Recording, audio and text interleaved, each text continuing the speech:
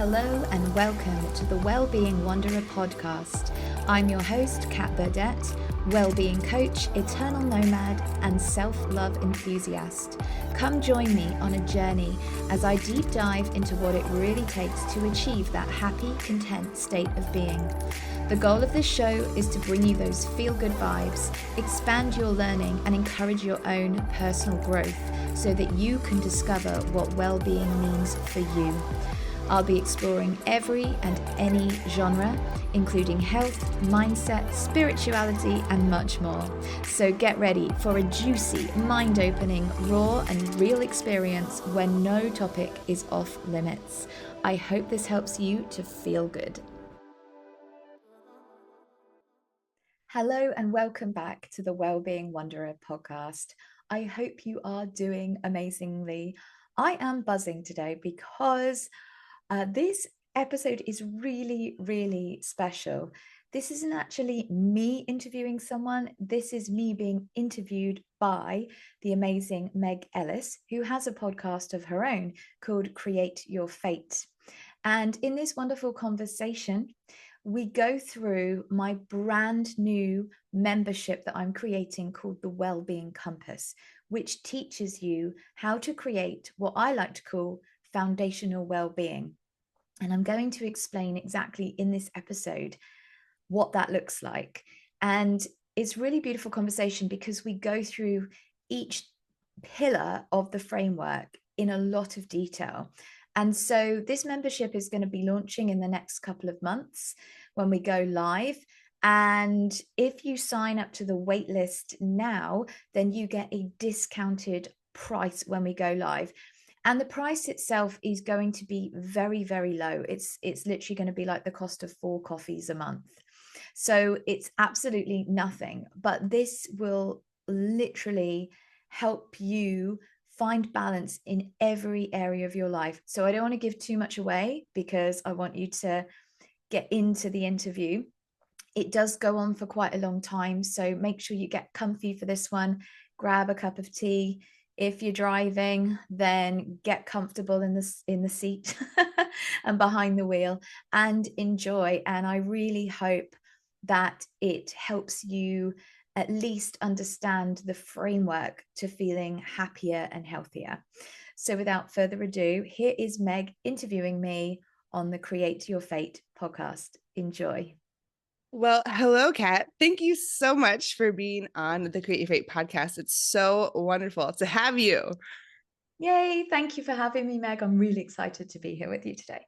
Oh my gosh, me too. We've been talking about this for months and months and months. And I know we both travel a lot. So I'm happy that both of our schedules finally allowed us to record this podcast. And you are literally the Wellbeing Wanderer. So tell us first, where does that name come from?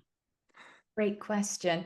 Actually, it's funny. I've never really spoken about this before on an interview, which is interesting because it's, quite a strange name, isn't it? Originally, I was going to write a travel blog. And so that's where the name came from, because I am such a huge fan of travel. I found it very healing for me. I love connecting with new people and exploring new parts of the world and feeling that wanderlust. And, I'm a bit of a nomad, really. And I love well-being. I love feeling good. So I just sort of connected the two names together and it was born. And then when I discovered my life coaching business, then, I just decided to keep the name because I was going to change it. And I thought, actually, what? It's unique. I'm just going to leave it as it is. It still works. And that's how we bonded over the traveling and the well-being. So here we are. So tell us more about your coaching then. So you are a health and well-being coach, but I know you have goals and dreams. So tell us a little bit about your coaching and who you coach and what do you love to focus on? Yeah, absolutely. So I identify as a health and well-being coach. And essentially what I do is I help people create foundational well-being. So this means helping bring people into balance mentally, emotionally, physically, and spiritually. And really giving people the permission to truly be themselves, which I know is something that you help people do, and to feel calm, centered, in alignment and, in alignment with their own unique individuality. Because I think that's what's most important. You've got to do what works for you, and you've got to stand in your own truth. And so that's what I'm very passionate about. And I help people do this through holistic lifestyle changes, which I'm sure we'll get to shortly. Yes, we are going to be talking all about you have 6 principles for us. So I'm super excited to dive into those one by one. Tell us about some goals that you have, because I know you are a certified life coach and a nutritional advisor. And tell us where you want to go from here. Yeah, so at the moment, I'm training to be a functional health practitioner, which I'm really excited about. And I'm nearly at the end of my training. It's all self-paced, actually, so I've just got to get my butt in gear. But I should be done hopefully in a couple of months' time. Wonderful. What is that? Yeah, so that is basically it's functional health. So it's helping people get to the root cause of their health issues. And we do this by deep diving into nutrition and lifestyle. So I realized, like, with the well-being, one of the most fundamental pieces is what you feed yourself with. It has such a massive impact on our bodies, on our minds, in every capacity. And this was like a huge piece that I just didn't have enough information of. So basically, this is why I decided to do it, and I absolutely love it. And it just aligns beautifully with these 6 pillars in the membership that I'm going to be creating. Yes. Oh, well, we are certainly going to dive into that. And I love what you said about that, the functional health going into the root, because I feel like it's something I see a lot. It's everywhere, online, on the internet, social media, even in real life with clients. Everybody wants that quick fix, just fix a symptom, slap the Band-Aid on it. And then when you do that, right, when you put a Band-Aid on a bullet hole, it is going to resurface at some point in time. So I think, and I see a lot of people create these cycles for themselves because they're not going to the root of the problem, which functional aspects of that will address. And I also love how you talked about balance with mind, body, emotional, spirituality, all of these aspects of health. And in your experience with coaching, what do you think is the one that most people focus on the most? And which one do you think people kind of forget about that might be brand new for them? In terms of when they're trying to find balance, what do they focus on? Well, it's difficult, really, isn't it? Because everybody's so different and it depends on the person. I think a lot of people that are interested in health and well-being tend to go straight into the exercise part of it. And in my experience, I've seen, and someone I'm working with at the moment, actually, they lose balance here because they kind of prioritize that above like what they eat. So they go so far into the exercise, they almost overdo it and end up burning themselves out. And then they become unbalanced. So, they think they're getting healthier, but actually it's causing this dysregulation. And I don't know if that's something you've experienced, because I know you're very, very into your fitness as well, and with your soul cycle and things like that. Oh, I have definitely experienced burnout in the physical health, world and realm, for certain, 100%. And so, and I think I see that too a lot with clientele, is you see people dive into working out. It's fun for some people, or anyhow, it's easily accessible, or maybe it's the most seen. And if you dive into something, like you said, you can get unbalanced that way. And there's all these other realms, right? Somebody has maybe never even entertained emotional health, Yeah. And that was my personal journey too. I have been into fitness for, let's see, since 2014. And even before that, I used to run marathons, and it was always exercise, exercise, exercise. My nutrition was never really balanced within that, even in that physical realm. But I didn't know anything about emotional health until years later. I didn't know anything about mental health until years later. And so I feel like I was one of these people who are listening to this podcast today where it's like, hey, I've been searching for all this balance. Look, I'm trying so hard. Look, I can run a marathon. What the heck? I'm super, fit and physically healthy. But why are all these other areas of my life kind of falling apart? Why am I in these circles? Why don't I feel balanced? And why do I feel burnt out? Yeah. Right. And I think people forget to ask themselves the question, why am I doing this in the first place? Why am I so driven towards doing this? And that's where that inner work and that mindset piece comes in. Mm. And you're quite right. It's not just one thing. We forget about the other things that are just as important. And actually, they all interplay with one another, physically, mentally, emotionally, and spiritually. So this balance is across a lot of areas. And I think this is the piece that people miss. And like you say, they get so focused and obsessed with one area, thinking that that's the answer. It's a bit like going to the doctor and being offered a pill, take this pill and you'll lose weight or whatever it might be. And actually, it doesn't work like that because we are complex human beings with lots of different needs, emotional needs, mental needs, physical needs. We all operate so differently and so uniquely. So it's about taking that person and looking at them on a bio-individual basis and actually, breaking down what is true and right and brings balance to that unique individual. Mm. Yeah, so there's a lot of individuality, a lot of, like you said, it's complex. It's like we're all these little puzzle pieces, right? Within ourselves. We were kind of talking about that before we hopped on, but we are ourselves are these little puzzle pieces, and you have to fit all of these ones together. So in this episode, we'll talk about these 6 holistic principles for foundational well-being, meaning you start here. This is where it begins.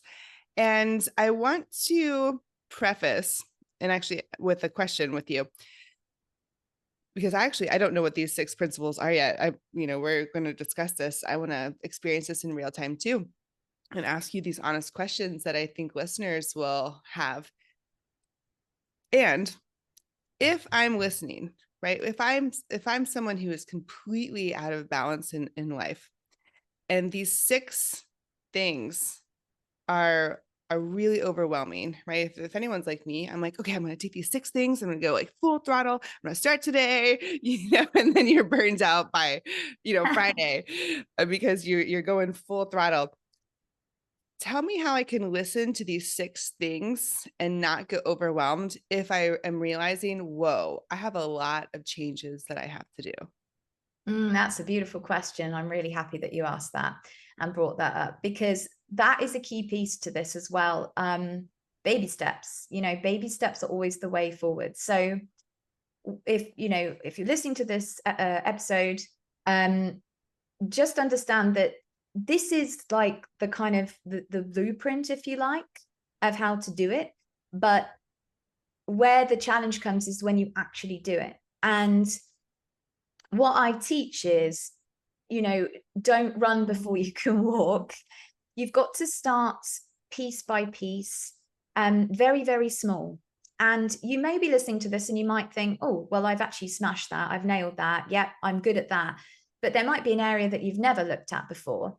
And something I would suggest is maybe start with the one that feels the easiest to achieve first. Because if we are wanting to create change, we don't want to overwhelm ourselves.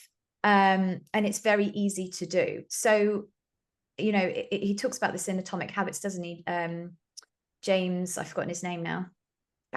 I can't remember his name either, but that is a great book. Yeah. So he said, make it easy, make it achievable, make it accessible.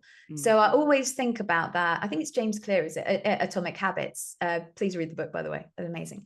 So in that, start with the one that feels the most easier. So maybe write these down as you're listening. And and then start with one of them and start making very, very small changes.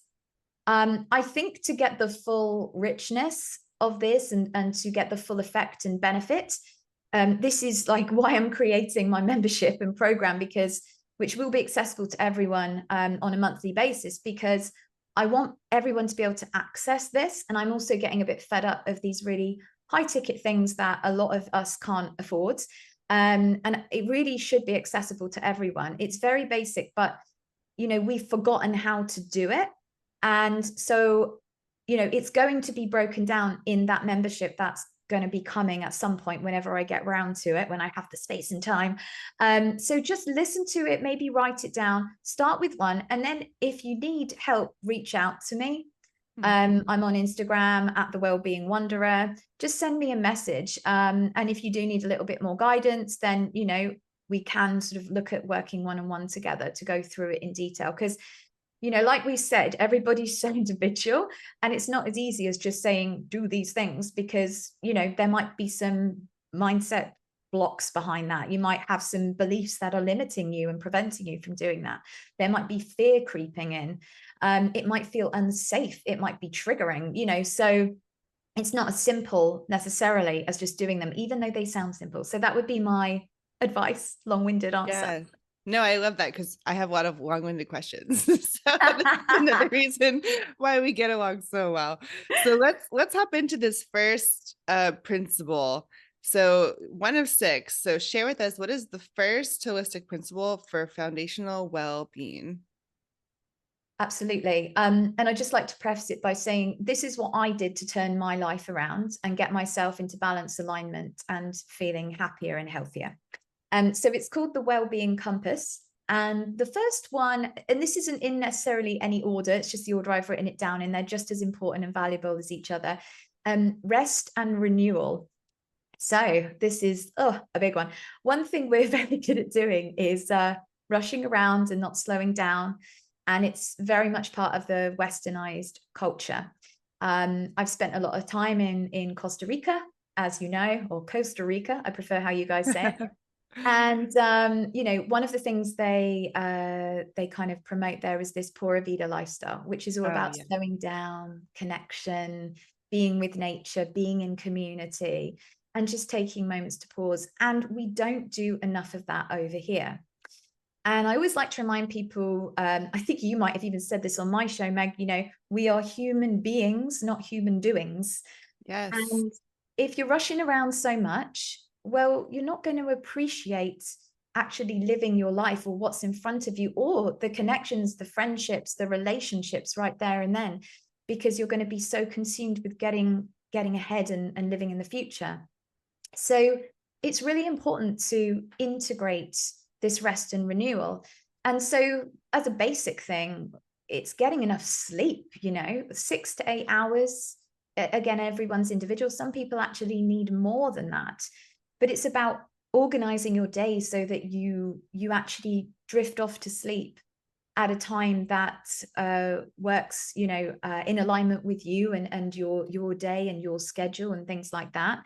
So things like having a bedtime routine to make sure that you're producing enough melatonin, you're building melatonin, like dimming the lights, reading before bed, switching off electronics half an hour beforehand, just to make sure that you get into sleep. And I like to meditate or just have a stillness practice before I go to bed at night.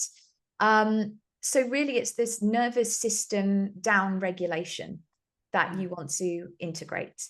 And actually things like, and I know it's impossible, like I also am working in a hospital at the moment as a radiation therapist, which I'm moving away from very soon. But, it's like I want to have a nap in the afternoon and I can't do that because, I get half an hour for lunch, 20-minute break if I'm lucky.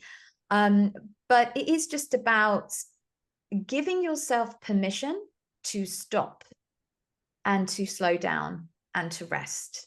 So that's one of the 6 pillars. Wow. I have so many questions, comments, and I am so glad that you started with that one, because I feel like that one can easily be stuck at the end, and everyone's like, oh, I'll worry about that one later. But really, and I know, my podcast is for men and women. I have a lot of female listeners, and I think in particular, you know, Mm. it is so easy for us to have so many roles, so many hats, so many things that we are managing, right? Think of all the things that you manage on a daily basis. And to be full speed all day long. Yeah. And then you get to bed and you're like, why can't I sleep?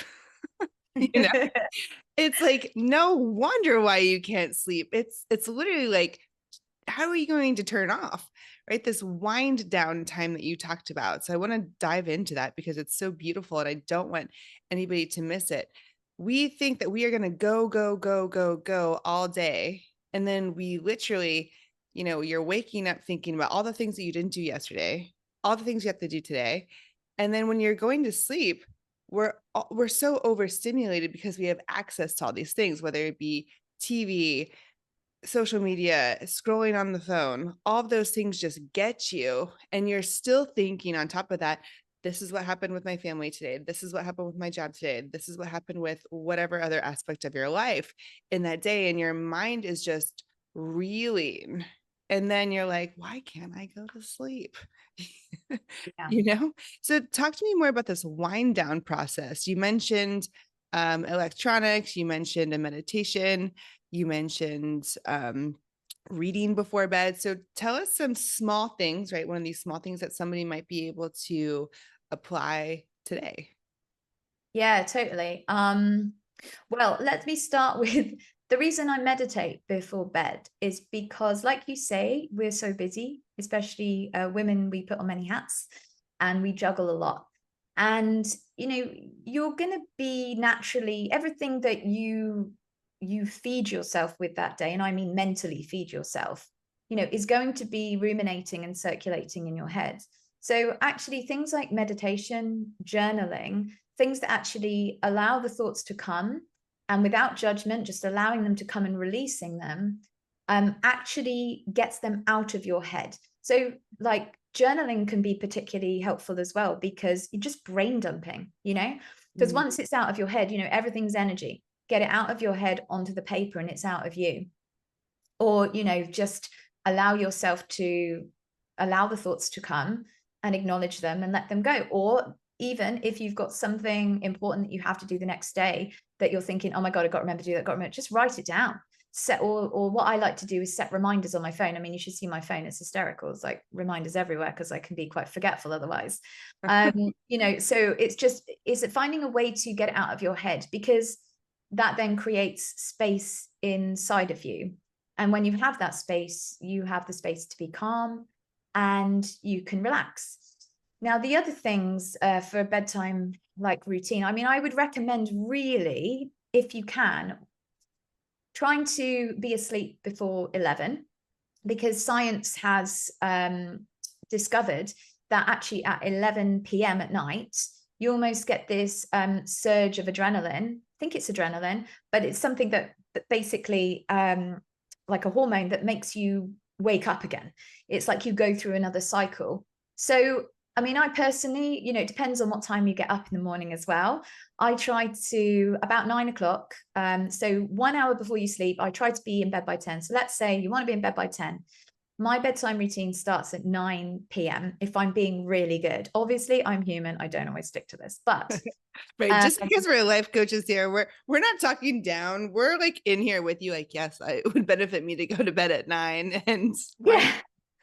So ideally, if I was being ultra good and I was on my best behavior, but I also like say I don't have a problem sleeping. I go out like a log, so it's never been an issue for me. But if you're someone who struggles to switch off, or you have a lot of anxiety or thoughts, then this is really important. So 1 hour before bed, put away your electronics. So at that time, I invite you to set the alarm on your phone, or if you have a proper alarm, set that so you don't need to touch your phone again.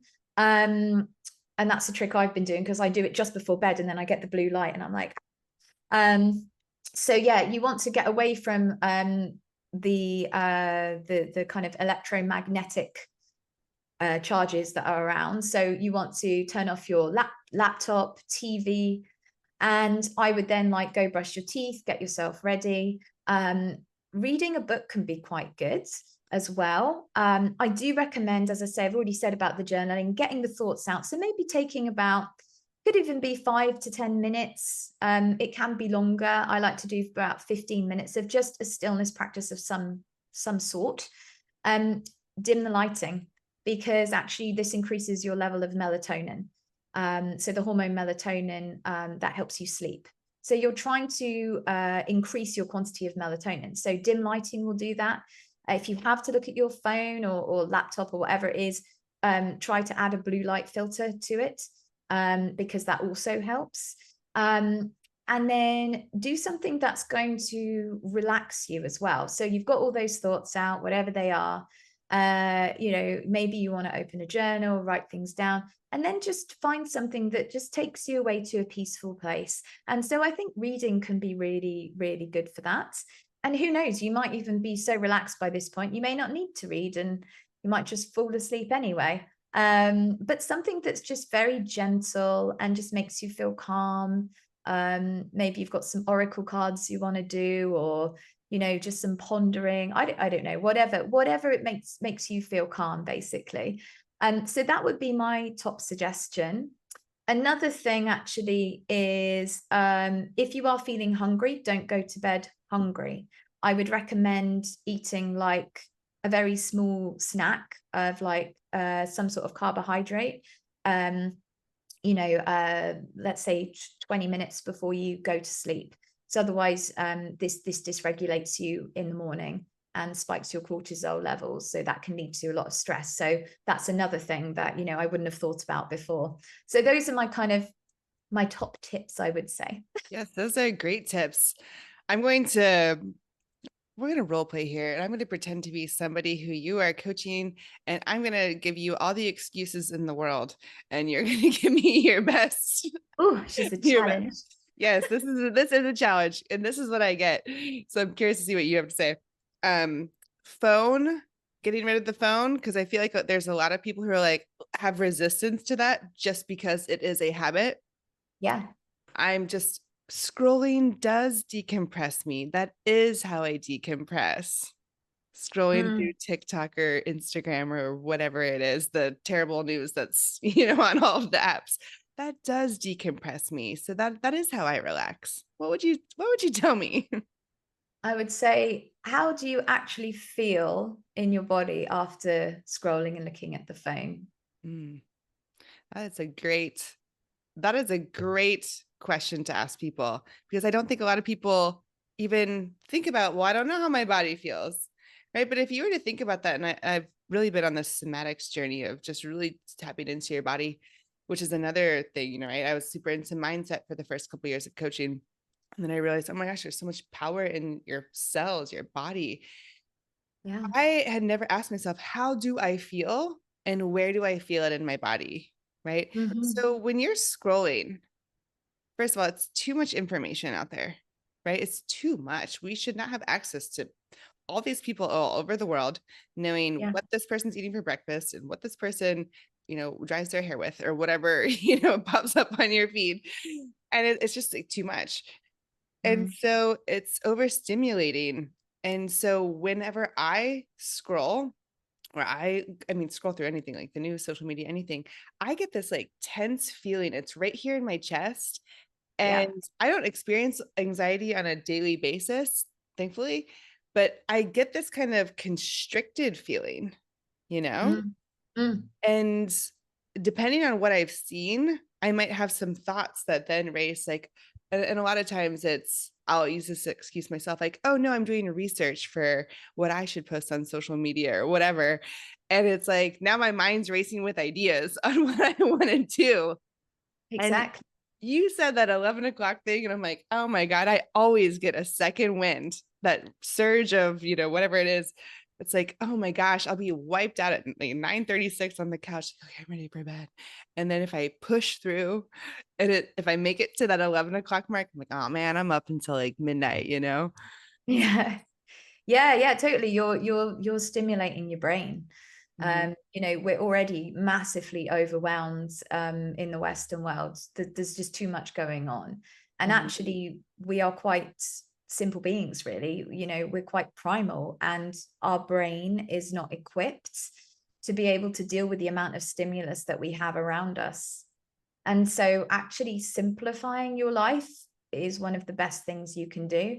Like and people may disagree with this, but there's a lot of top entrepreneurs and top thought leaders that don't watch the news. And I'm one of those. I don't watch the news because it upsets me so much and it dysregulates my nervous system so much. I've just stopped doing it. Mhm. And so, yeah, not only do you have that electromagnetic sort of like dysregulation that comes through the screen, but you're also creating more thoughts. So it's actually not helping you switch off, it's helping you switch on.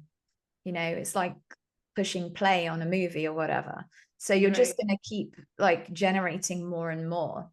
So if you really struggle that much, I'd say, and you're really like addicted to the phone, my top tip would be to not use your phone as an alarm. Take it out the room, put it in a separate room. I don't know, put it in the bread bin or something. Do you even have them over there? And then basically get a physical, like an old style alarm clock. Why not? Yes. And therefore you're not going to be tempted, and I think this is something Jay Shetty talks about as well. But yeah, I think it's really important to just completely separate yourself. And it's amazing, really, isn't it? Because there was a time when none of this existed. Well, we survived thousands of years without all this technology. We're so attached to it now, and unfortunately it is disconnecting us from ourselves, from other people, and from the planet. And this is what's causing a lot of anxiety, stress, and dysregulation as well, because it's not an appendage. Yes. But you know what? I saw this one drawing, an artist had rendered this drawing of a person holding a phone, and it was like roots of a tree kind of unwrapping the phone from the Oh. fingers into the arm. So like this phone was like a part of the person's arm. And ever since that, it's like, man, it was such a good representation of how much we are addicted to our phones. And I know a lot of people, I don't watch TV. I know a lot of people do. And I know a lot of people have TVs in their bedrooms. When Yeah. I got divorced, one of my biggest realizations, and it's been years, was not watching TV at night is the game changer for your relationship, Totally. because you miss out. Going into connection, and I don't know how much we'll get into this because again, your foundational principles are new for me too. I'm super excited. But we miss out on all this connection. We're trying to connect with something, our friends and people who we follow on social media, but we're disconnected from the people who are right next to us. So I know a lot of people, I hear this a lot in coaching, have unhappy partnerships. And it's like, you get this kind of awkwardness of like, well, now we're just in our routine. They read and I scroll on my phone, or vice versa, or the TV's on, or we have to fall asleep to noise, right? So we have to just watch TV or whatever it is. It's just mindless TV. And again, asking yourself, I think the biggest thing with all these principles is having that honest conversation with yourself of like, are you putting the effort in? What would happen if you stopped scrolling at night? Could you have a conversation with somebody that would really truly give you the connection that you're craving, but maybe you're a little bit too scared to go after because it's been so long? Or what if they don't want it? Or what if they're not interested? It's just easier for me to be on the phone, or easier for me to scroll through an ebook or whatever it is. Oh, Meg, juicy, juicy. So like you've just hit like the buzzword of the time. Like the actual crux of the matter is connection, or disconnection, I should say. And that brings me to another one of the pillars, which is Yes. mindset and connection. So that segues beautifully into that. But okay, so this connection piece is huge. Ultimately, what we are seeking, well, fundamentally, what we are seeking as human beings is connection. And some of us are not aware of this. Most of us actually are not aware of this. In everything we do, we are seeking love, and we are seeking connection to one another, and also to ourselves as well. And all these stimulus, like we were talking about, completely disconnect us from ourselves and from other people. And it's almost like you say, we've kind of become like immune to it a little bit and almost afraid of it now. We're like, well, what do I actually do when I have the space? You know, people don't want to be quiet. People always want something in the background, like you say. They want the TV on, they want the news on, they want music on, whatever it is. And, you know, there's nothing wrong with any of that. But if you have it all the time, you know, how are you ever going to connect to yourself? How are you ever going to truly be able to listen to yourself? Because that's the game changer right there. When you're able to tune in to yourself and actually honor your own needs, that changes the story completely. But if you're never giving yourself the opportunity to do that, not only are you affecting that relationship with yourself, but also with everybody else. Mm-hmm, mm-hmm. Because we learn how to connect to other people when we connect to ourselves. Because as you peel back the layers and dig deeper with the mindset work, you start to uncover and unearth why you are the way you are. You start to understand your behaviors. And then what's really beautiful is then you start to see people differently. You start to have more compassion for other people, more understanding, because you can recognize what they went through, because you recognize what you went through, and you understand like how you got there and how your past creates your behaviors and the way you are today. So it's actually massive, like actually massive.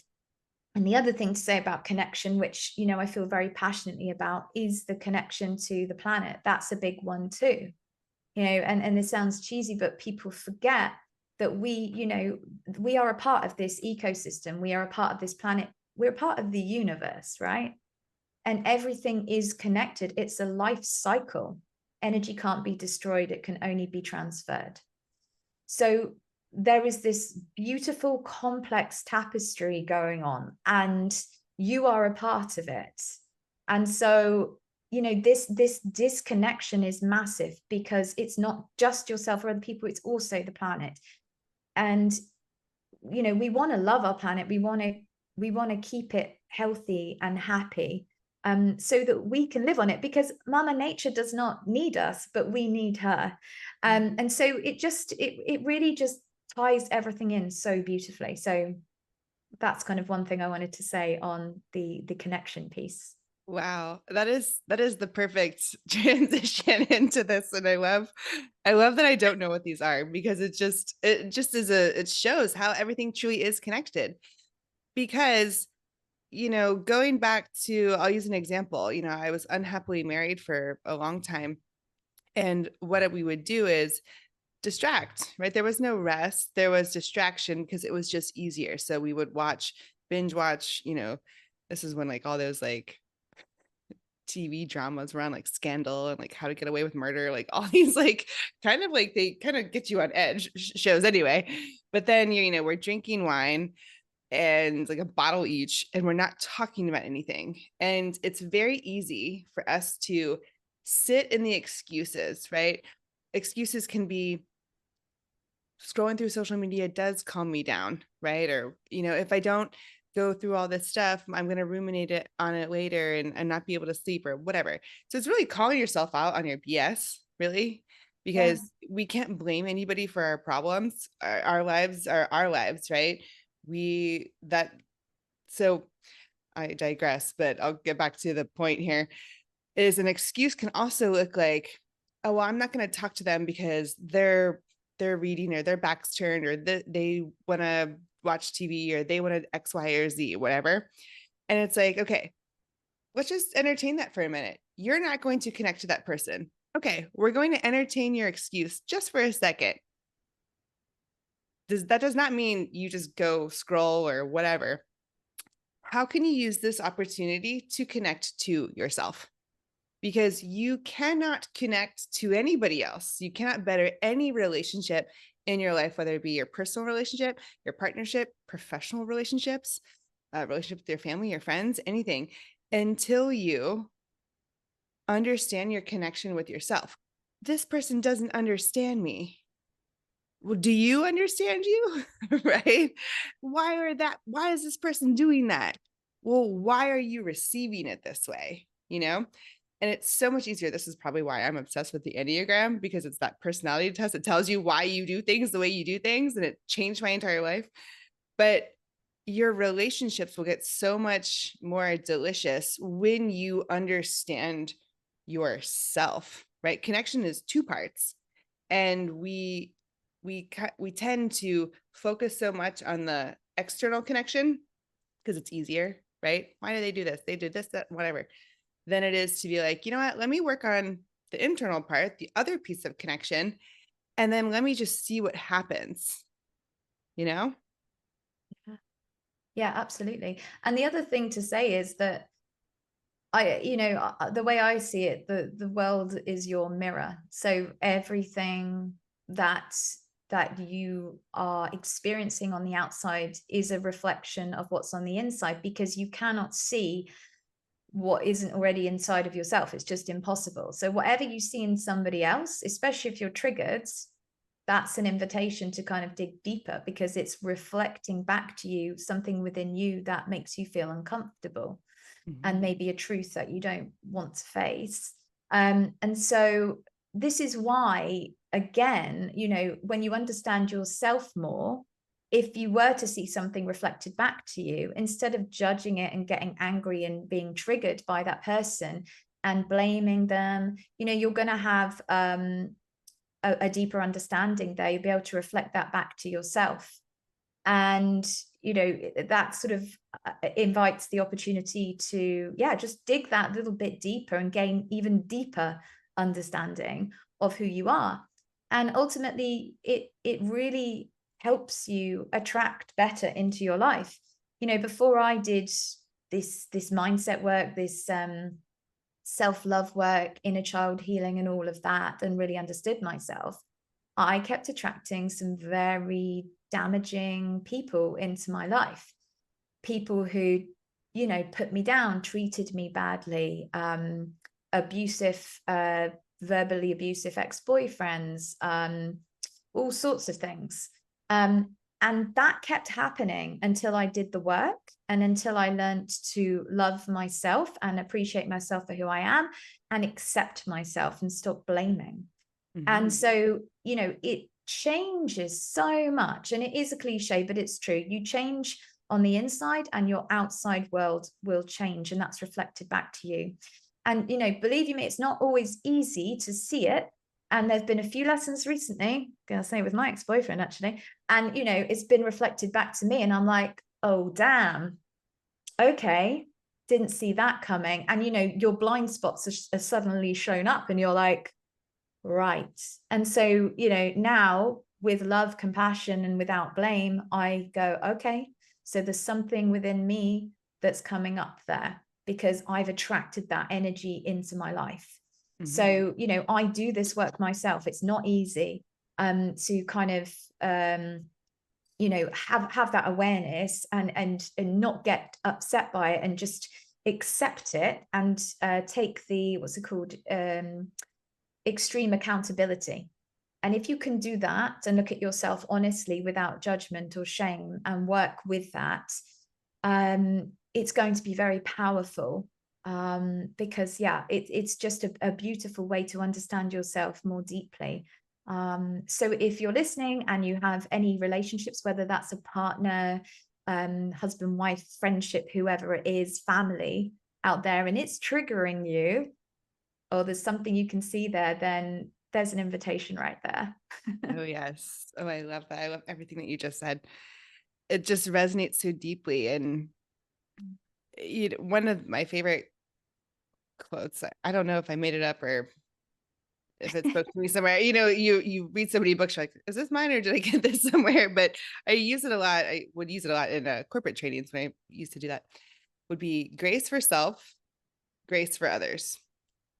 I'm not going to be able to give you grace. And in fact, I can tell, you can easily tell when somebody is so hard on other people and just, goes after other people and is always complaining, nothing's working in their life. They're always just mad about something and always mad at somebody. It's like, man, if this is your outside and it's palpable to see, what is your inside like? I feel bad for those types of people Yeah. because you can tell if you're not giving any grace to other people for simply just being human, which is what we're down here to do. Man, what is your inside looking like? You have got to give grace to yourself first, and you can't do that. You can't love yourself until you accept yourself, and you can't accept yourself until you understand yourself. It's like, so we're missing all these steps. Like, you're not just going to go into like, oh my God, I'm amazing, I love myself even though X, Y, and Z. But you have to understand yourself first. That's why coaches exist, right? It's people who have done the work, who are doing the work, who are dedicated to the work. There's podcasts there's accessible tools like your membership, right? That we'll hear all about that later. It's like these tools, but you do have to take that autonomy because it is your life. You have to take that accountability, that extreme accountability, like you said, and say, I'm not going to scroll on my phone tonight. I'm going to journal and see this partner whose back is turned to me, who is watching TV, who said he didn't want to talk to me or whatever. I'm going to see what I'm feeling, where I'm feeling it in my body, and then I'm going to write about it or think about it at least and be like, what, magic question here, what is this telling me about me? Mm. And a lot of times people are like, well, it means that I get annoyed with rude people, or, and it's like they try and shift it back out. It's like, no, what is this telling you about me? Well, this is telling me my feelings are hurt because I feel rejected right now, and you can see the difference. I hate rude people. They're annoying me. I'm hurt because I feel rejected. It's like, which one can you actually do something with? Which one is going to lead you to greater connection, understanding, acceptance, and then love? Right? We don't just jump into self-love and be like, bippity boppity boo. Oh, now I love myself. I'm so worthy. It's like the work, you know? Yeah. And I think it's important to say at this point, like, it's your choice. Like, if you're listening to this, it's not, nobody's forcing you to do this. Like Meg, you're saying, it's extreme accountability, yes, but it's up to you if you want to do that. But if you are in a bit of a pickle, as I like to say, or you're at breaking point, or you've hit rock bottom, and there's a pattern, there's many patterns that are coming up and repeating themselves, and you're not happy, there is a reason for that, and actually doing this work sets you free. And that's what I found, because something I say a lot is like, it's like being a prisoner of your own mind when you have all these stories playing out, and you can't see things in a different way, and it kind of opens the door for you to be able to see different perspectives, to understand that you might be thinking of something this way, but that's just your learned experience, conditioning, trauma, whatever. Your behavior has come from that, and it doesn't make it necessarily the truth. And actually there's a lot of other angles you can see it at. And really, for me, that's what liberated me, because before that, I thought there was only one way. And I thought, well, there must be something wrong with me. Like, I'm broken. Why am I seeing it like this and nobody else is? And, so it does create a lot of liberation and freedom. And I think, in order for us to actually change, the fear of staying the same has to be greater than the fear of changing, doesn't it? Right? My gosh. Yes. The fear Yeah. of staying the same. I do have fear, and it is staying the same, and it's like nothing changes until nothing changes, right? We say these things are basic and simple. They're not easy to do. It does require work, but it's simple. Nothing is going to change if nothing changes. Yeah. And, this is the thing. It's about trying new things, because if you've been doing the same thing and it's not working, then, that's the definition of an insanity, isn't it? If you keep doing, expecting things to change, it's not going to. And Yes. this is why doing these things and these principles that not that I've created, but that I've discovered, that everybody can discover if they go down this path. You may not even want to look into what I'm doing, but if you do them, you're doing something different. You're taking different action, and it's that different action that drives the massive change. And these are only simple things, but putting all these principles in place creates this new way of being. And that's really what it is. It's a holistic lifestyle change. And this is, I know, I forget the guy's name. I'm not going to try to pronounce it. Vishnan someone or other. I can't remember, but he's created sort of a very similar thing. And I read his book on, I think his was something to do with well-being as well. I can't remember. I'm not explaining well, but he kind of came up with very similar principles. And I was like, that's really interesting. He's discovered that. And he's a hugely successful entrepreneur and works with Reagan Hillier now, I think. And, and then I've come up with this. And then I heard like Mo Gawat, speak about it as well, and some other people. And I'm like, well, that's super interesting, because this is the path that I found to be true for myself. But actually, all these other people have discovered it too. So if we're all thinking and doing this same thing and it's working, it must be working, right? Right. So that was People great confirmation. all over the world, right? We're connecting from, I'm in Houston, Texas right now, and you're in London, right? We bonded over our love for Costa Rica.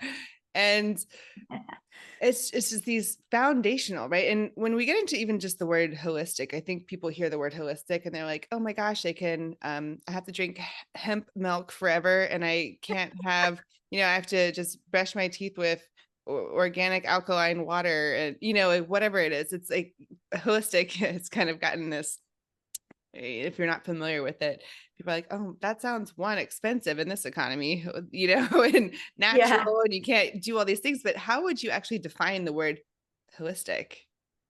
Well, holistic means the whole self, actually, is actually what it means. So it is that mind, body, soul. It's like the integration of everything.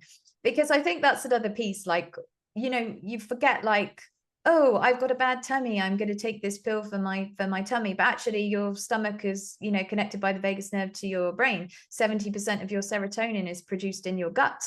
That's why it's so important what you eat, because it changes your mood. Okay. And everything is connected. So holistic just means bringing everything in together, like as a whole, and understanding that what you do to one thing, you are going to do to the rest of your body. So if something's out of balance, and we talk about this a lot in functional health as well, if something's out of balance, then like hormonally, for example, then the other areas are going to be out of balance. This is why you need all of the principles to create that balance. Right. And I love the way that you explain that, like, part of the whole self, this is all connected, right? We're all connected on the external, right, through energy, but internally, it's like, we can even see just from the first two principles we've gone over, how is your rest and renewal? First of all, you do not need permission to rest. It is not a reward. It is part of your life. Yeah. You do not need permission to rest. And how is staying up until 1 a.m., ignoring your partner, scrolling on social media, how is that now connected to your mindset? Right? Yeah. So let's go into the third principle, whatever one you feel might flow from here. You can see, and we'll see how that one decision in one area of life now is affecting your connection to yourself, to others. And then what's our next principle? Yeah, absolutely. So, well, I think that brings us nicely to like inner alignment practices, what you were just saying about. So this is like just regular check-ins with yourself. And this could be daily, weekly, yearly. I think it's better maybe monthly, but that's just me. Again, whatever works for you. And really just checking in, are your values in alignment with the way that you're living? What's your vision? What are your goals? Like, what do you want to achieve? In alignment practices are like journaling, self-reflection, gratitude, learning how to be present and being in the present moment. So really it's like being in alignment with who you truly are. So it helps you to reduce the internal conflict and stress. So it's like what are you trying to create? Create your fate. What are you trying to create? What do you want? How do you want your life to feel? Not necessarily how to be. What are the vision, goals, and values there? And it's about showing up for them every day. That is almost just perfect synergy because we're slowing down, we're giving ourselves rest because we're being, right? We're being still. And I love how you said stillness practice, because a lot of people are afraid of meditation. They're like, oh my God, no, but a stillness practice. Then in that time, I can connect to myself. And in this time, you're saying alignment. Well, what am I aligning to? If I haven't done these first two steps, how am I going to know? I've never thought about my values because I'm not slowing down enough to actually be with myself and connect to myself to understand myself. So I don't know what my values are, right? And I love, love value work because it is the deepest part of you. It's something that nobody can take from you. And I love alignment because I always say anything can happen. Everything can happen when you are in alignment, but alignment to what? Yourself. So establishing your value system, right? So I'll ask you, what are some of your top values and how do you align to them? Gratitude is one of my top values. So if I'm not, and I can tell when I'm kind of wonky and out of alignment, it's because, I've been traveling or whatever, and I haven't done my gratitude practice in 4 days, right? And I start to feel, I don't really feel like myself, and I think a lot of people walk around feeling like I'm not feeling like myself. So tell us about one of your values and how you can align to it. Yeah, I mean, where to begin? There's so many values, really. I think one of the most important values I have is just listening to myself and actually literally tuning in to me. And that can be done through a stillness practice, through meditation, listening to what I need and honoring that, because it changes every day. Someday you might feel tired. Like I had a bit of a hard day on Thursday and I'm in a completely different headspace today. But that day, I had a headache all day. I never get headaches. I was in a bad way, because I have my off days too, right? I'm human. And I just needed to just do a self-care day and focus on me. And I dropped everything and I just went to the spa and it was great. And then I joined up for the membership. So, and that was really like deep honoring of my needs and also deep self-love and self-care as well. Because I really, again, connected to myself. I listened to myself and I honored it.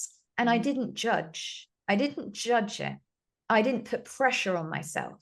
I took the pressure off because we're all very, it's easy to do that. I should be doing this. I should. And you should all over yourself. Stop shoulding on yourself. There's no should. It's just choices. What are the choices that you're making? And make those choices aligned to your needs. It is going to be different every day. Every day is not going to be the same. And some days are going to shock the hell out of you and you're not going to be prepared for them. So you just have to tune in to what you need. So I'd say that was probably my deepest sort of core value. I love that. I might steal that one. I have not put that on my list, but I'm going to steal it because that's good. Because truly, it's just connecting again, going back to connecting to yourself. I love values because, and people think, oh, values are just something that businesses do and they stick them on the wall and then, you never actually think about them. No, values actually drive your decisions, right? Because first of all, have you said this today? What do I do? Right? We say that all the time. And what do I do?